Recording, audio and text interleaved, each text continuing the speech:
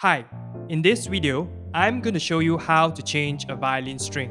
Violin strings may snap when you're tuning. This may happen if you over-tighten it, but in many cases, it snaps unexpectedly on its own. Strings will age, and even if it's not broken, you may want to change it anyway. If you're using a beginner-level violin, you need not use high-quality strings. There are low-grade violin strings, but I would recommend reputable brands instead for decent quality strings, as they also have lower range options. Now let's start. Step 1. Remove the broken string. The end on the tailpiece is easily removed.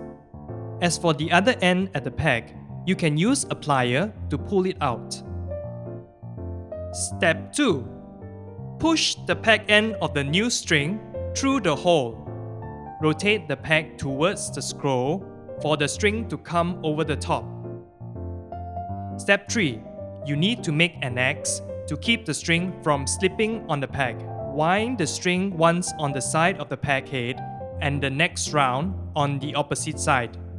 Next, cross over back to the side of the peg head to create the X.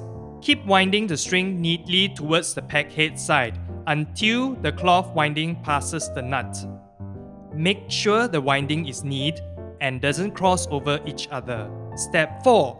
Secure the other end of the string to the tailpiece. Step 5.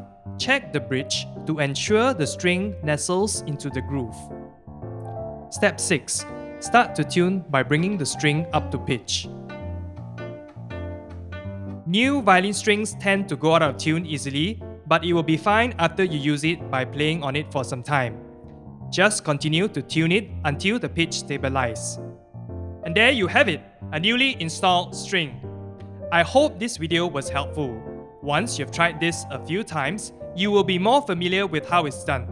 Do share this video with others, and if you have any questions, you can drop a comment below. Thanks.